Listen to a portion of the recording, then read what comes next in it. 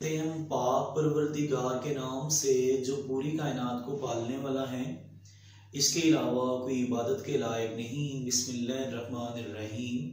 आज हम chapter 20 second year biology का नेक्स्ट टॉपिक डिस्कस करेंगे, जिसका नेम है what is a gene. Gene is basically the part of a DNA molecule where the sequence of nucleotide, जहां nucleotide का sequence है और वहां उस सीक्वेंस में specific sequence of amino acids होते हैं।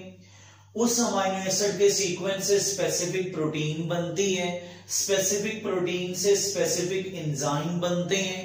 स्पेसिफिक एंजाइम जो है स्पेसिफिक केमिकल रिएक्शन को करवाते हैं।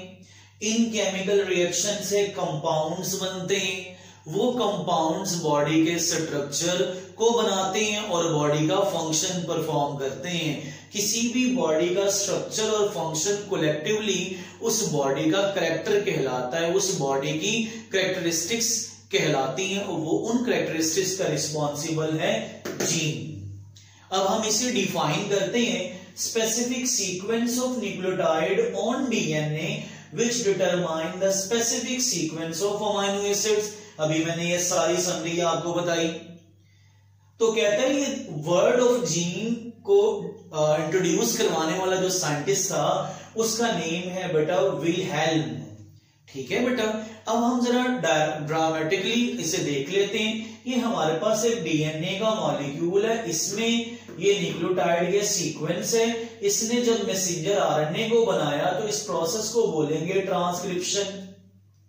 ये मैसेंजर आरएनए फर्दर जब प्रोटीन की सिंथेसिस करवाता है राइबोसोम्स के जरिए, तो इस प्रोसेस को हम नाम देंगे ट्रांसलेशन का। यही तो वो प्रोटीन है जिसमें एंजाइम्स होंगे, फिर केमिकल रिएक्शन होंगे, फिर कंपाउंड्स होंगे, फिर बॉडी के स्ट्रक्चर और फंक्शंस परफॉर्म होंगे और उस स्ट्रक्चर एंड फंक्शन को कलेक्टिवली बॉडी का कैरेक्टर कहते हैं। और वो कैरेक्टर किसकी वजह से पॉसिबल होता है प्यारे बच्चों? जीन्स की वजह से। अच्छा, अब हम जरा फर्दर डिस्कशन कर लेते हैं इसके ऊपर।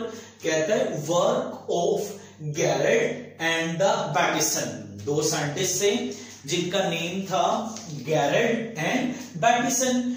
गैरेट एंड बैटिसन की बात करें तो इन्होंने ऑब्जर्वेशंस प्रोवाइड की। 1902 में कंक्लूड किया certain diseases were common in particular families which run in the several generations. कुछ बीमारियां ऐसी हैं जो फैमिलीज टू फैमिलीज रन करती हैं। फिर उसने वजह बताई, caused by the simple recessive allele. ये रिसेसिव अलील की वजह से पॉसिबल होती हैं। What is allele? Basically the alternating form of genes is a allele. Gene pair में दो अल्टरनेटिंग फॉर्म होती है, उन्हें अलील कहते हैं। जैसे कि ये जीन पेयर है, इसकी ये 2 फॉर्म अलील्स हैं, ये भी 2 फॉर्म अलील्स हैं, ये भी 2 फॉर्म अलील्स हैं। ठीक है, तो रिसेसिव क्या होता है बेटा? जो अपने आप को कंप्लीटली एक्सप्रेस ना कर पाए वो ट्रेड रिसेसिव कहलाता है। जाहिर सी बात है, एक ट्रेड पेरेंटल सेल मदर से आएगा, दूसरा पेरेंटल सेल फादर से आएगा। फॉर एग्जांपल हमारे पास ये 3 तरह के जीन पेयर है। एक जीन पेयर है डोमिनेंट ए जो कि नॉर्मल है। एक जीन पेयर है डोमिनेंट ए रिसेसिव ए, ये भी नॉर्मल, लेकिन इसमें अभी रिसेसिव के ट्रेड्स हैं जो अपने आप को एक्सप्रेस नहीं कर पाए। और ये ट्रेड है रिसेसिव ए। फादर से भी रिसेसिव ए आया, मदर से भी रिसेसिव ए आया और एबनॉर्मल कैरेक्टर बन गया जिसने डिजीज को कॉज किया। अभी हम एग्जांपल पढ़ते हैं आगे। तो इट्स मीन जिस पर्सन में दोनों रिसेसिव ट्रेट आ जाएं, एक फादर से और एक मदर से, वो एबनॉर्मल होगा। Also follow the Mendelian trait. तो मेंडेलियन ट्रेट ने भी इसी तरह ही एक्सप्लेनेशन दी थी, इसलिए इसने भी मेंडेलियन ट्रेट को फॉलो किया है। कंक्लूजन क्या निकला? Changes in hereditary information in an ancestor of the affected families, कि ये बदलाव फैमिलीज टू फैमिलीज कन्वर्ट हो रहा है। एक्चुअली बेटा इस स्टडी को क्लासिकल जेनेटिक्स कहते हैं। क्लासिकल जेनेटिक्स क्या होता है कि इतना बताया जा रहा है कि ये ट्रेड्स कन्वर्ट हो रहे हैं और ऐसे अलील्स आने की वजह से, ट्रेड्स आने की वजह से डिजीज कॉज हुई है। कोई एक्सपेरिमेंटली एविडेंस नहीं है, इसलिए कहा गया कि इसको बेस बनाया गया क्लासिकल जेनेटिक्स पे। मेंडल ने भी इसी चीज पर काम किया था। जब एक्सपेरिमेंटली वो सब बातें प्रूफ हुई, देन उसे नोबेल प्राइज मिला। अब हम बात करते हैं एक डिजीज की, अल्केप्टोन्यूरिया। अल्केप्टोन्यूरिया का जो पेशेंट है ना, वो प्रोड्यूस यूरिन, वो यूरिन प्रोड्यूस करता है that contain homogentisic acid. Urine is expose to air, जब यूरिन एयर में आता है substance is oxidised, homogentisic acid जो है वो ऑक्सीडाइज्ड होगा ऑक्सीजन की वजह से, एंटर द ब्लैक यूरिन, और ब्लैक कलर का यूरिन बना लेगा। नॉर्मली क्या होता है, नॉर्मल पर्सन में क्या होता है, होमोजेंटिसिक एसिड जब बनता है तो वो सिंपलर सब्सटेंसेस में टूटता है। कैसे? फेनाइल एलानीन एक अमीनो एसिड है, इसकी ब्रेकडाउन से होमोजेंटिसिक एसिड बनेगा। होमोजेंटिसिक एसिड को तोड़ने के लिए होमोजेंटिसेट 1,2-डाई ऑक्सीजनेज एंजाइम आता है। ये एंजाइम होमोजेंटिसिक एसिड को तोड़ेगा और वो फ्यूमरेट में कन्वर्ट हो जाएगा जो कलरलेस है। लेकिन अल्केप्टोन्यूरिया डिजीज में क्या होगा, फेनाइल एलानीन अमीनो एसिड को तोड़ने के लिए होमोजेंटिसिक एसिड बनेगा, और होमोजेंटिसिक एसिड को तोड़ने के लिए जो एंजाइम है जो कि होमोजेंटिसेट 1,2-डी ऑक्सीजनेज एंजाइम है, वो मौजूद नहीं होगा। तो जब ये एंजाइम मौजूद नहीं होगा तो होमोजेंटिसिक एसिड कंप्लीटली टूटेगा नहीं, टूटेगा जरूर लेकिन किसमें कन्वर्ट होगा, अल्केप्टोन में, जो कि ब्लैक कलर का होता है। इस वजह से यूरिन का कलर क्या हो जाता है, ब्लैक। अच्छा बच्चों, उसके बाद अब हम फर्दर डिस्कशन करते हैं work of Beadle and Tata. बहुत अहम एक्सपेरिमेंट है। अब ये जो बात जो क्लासिकल जेनेटिक्स की बेस पे की गई, उसको यहां पर बीडल एंड टाटम ने एक्सपेरिमेंटली परफॉर्म करके दिखाया। ठीक है बेटा, तो कहते हैं 1944 में series of experiments were conducted by Stanford university of genetics. इन्होंने एक्सपेरिमेंट्स की एक सीरीज परफॉर्म की। किन साइंटिस्ट ने, बीडल एंड टाटम ने, और डेफिनेटिव एविडेंसेस को प्रोड्यूस किया जिससे वाकई में साबित हो सके कि ये जीन्स के चेंज की वजह से होने वाली डिजीजेस हैं। अच्छा, एक्सपेरिमेंट में क्या किया, एक्सपेरिमेंट शुरू करने से पहले हम दो चीजों पर डिस्कस कर लेते हैं, म्यूटेशन एंड म्यूटेंट। म्यूटेशन को बोलते हैं डीएनए चेंज, और म्यूटेशन और म्यूटेंट का मतलब है ऑर्गेनिज्म चेंजेस डीएनए। जिस ऑर्गेनिज्म का डीएनए चेंज किया जाए वो म्यूटेंट कहलाता है। अक्सर हम लोग ऐसा समझते हैं म्यूटेशन होगी तो डिजीज होगी।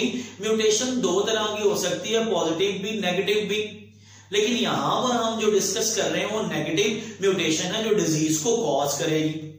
तो क्या किया बीडल एंड टाटम ने, क्या किया, न्यूरोस्पोरा लिया जो कि एक फंगस है, इसका कॉमन नेम पिंक मोल्ड है। इसने न्यूरोस्पोरा के जो स्पोर्स हैं उनकी जर्मिनेशन करवाई और उससे फंजाई बनी। तो ये लिया विल्ड टाइप। विल्ड टाइप क्या होता है, वो ऑर्गेनिज्म जो नेचुरल इन्वायरमेंट के तले अपनी जिंदगी गुजारे। अब एक्सपेरिमेंट में उसने क्या किया, उसने एक विल्ड टाइप न्यूरोस्पोरा लिया, उसमें रिप्रोडक्शन हुई, वो जर्मिनेट हुआ और उसके स्पोर्स बन गए। उन स्पोर्स के ऊपर एक्स-रेज की बमबार करवाई गई ताकि डीएनए में चेंज आए, बदलाव आए, डीएनए डिफेक्टिव हो। कहते हैं इन एक्स-रेज को क्या किया, बमबार करवाया और फिर इनको एंटर कर दिया कंप्लीट मीडियम या डिफाइन मीडियम में। कंप्लीट मीडियम में सर्वाइवल के लिए हर तरह के न्यूट्रिएंट्स मौजूद होते हैं, चाहे डाले जाने वाले ऑर्गेनिज्म में कोई कमी ही क्यों ना हो, फिर भी वो इस मीडियम में सरवाइव कर लेगा। हुआ ऐसे कि ये जो स्पोर्स थे जो एक्स-रे से बमबार करवाए गए थे, इनको कंप्लीट मीडियम में एंटर कर दिया गया। कंप्लीट मीडियम में इन स्पोर्स ने ग्रोथ की और इन्होंने 8 स्पोर्स बना दिए मियोसिस के जरिए। बेटा first year chapter number 8 fungi में हमने एस्कोमाइकोटा पढ़ा था, एस्कस स्पोर्स, उसमें 8 स्पोर्स बनते थे, ये एस्कस फंजाई है। तो ये 8 मियोसिस के स्पोर्स बन गए हैं। बेटा ये स्पोर्स क्या है, ये वो स्पोर्स हैं जो डीएनए अफेक्टेड वाले हैं, जिसको अफेक्ट करने के लिए एक्स रेज ने वर्क किया था। अब क्या किया, इन मियोसिस वाले स्पोर्स को हमने एंटर कर दिया मिनिमल मीडियम में। अब मिनिमल मीडियम क्या होता है इसके बारे में सुन लें बेटा। मिनिमल मीडियम ऐसा मीडियम होता है जो सिर्फ और सिर्फ नेचुरल ऑर्गेनिज्म को ग्रो करवा सकता है। अगर उनमें कोई कमी बेशी होगी तो ग्रोथ पॉसिबल नहीं होगी। अब हम जानते हैं ये जो स्पोर्स हैं ये डिफेक्टिव है। जब इनको मिनिमल मीडियम में ग्रोथ के लिए एंटर किया गया तो इनकी फर्दर ग्रोथ नहीं हुई and it may be died, और ये मर भी जाए, क्योंकि बॉडी का फंक्शन प्रॉपर अगर नहीं होगा तो वो काम नहीं करेगा।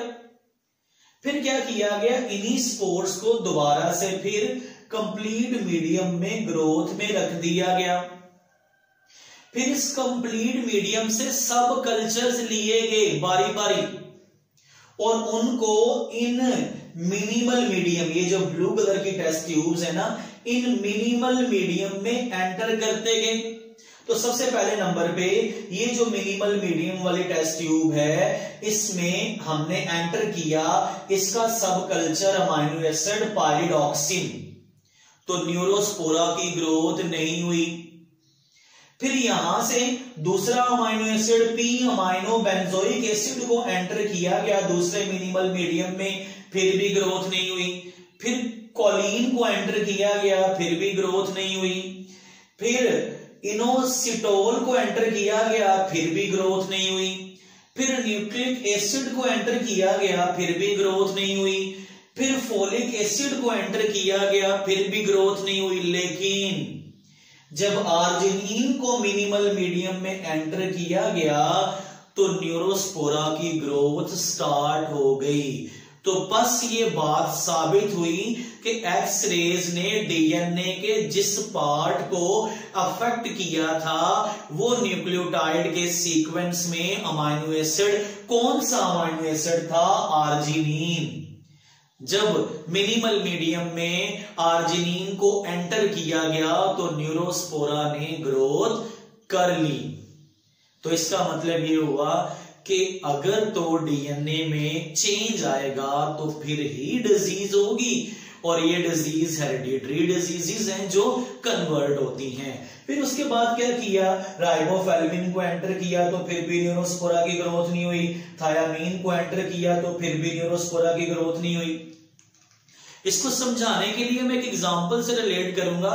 बहुत सारे डायबिटिक पेशेंट्स होते हैं, उनकी बॉडी इंसुलिन बनाती नहीं, लेकिन फिर भी वो जिंदा बचते हैं। क्यों? क्योंकि वो इंसुलिन के इंजेक्शंस लगाते हैं। तो बेटा यहां भी तो ऐसा हुआ ना, एक्स रेज ने न्यूरोस्पोरा के आर्जिनिन अमाइनो एसिड को डैमेज कर दिया। जब आर्टिफिशियली इसे आर्जिनिन अमाइनो एसिड मिला तो इसने फिर से ग्रोथ शुरू कर दी और अपनी बॉडी का नॉर्मल फंक्शन परफॉर्म करना शुरू कर दिया। प्यारे बच्चों, ये हमारा आज का लेक्चर था। इसमें किसी भी किस्म का कोई मसला, कोई क्वेश्चन, कोई प्रॉब्लम है तो आप कमेंट सेक्शन में क्वेश्चन कर सकते हैं। अगर मेरी वीडियो अच्छी लगी है तो इसे लाइक करें, बेल आइकन को प्रेस करें। अगर मेरे चैनल पे नए हैं तो इसे सब्सक्राइब करें ताकि हर नई आने वाली वीडियो आप तक बर वक्त पहुंच सके।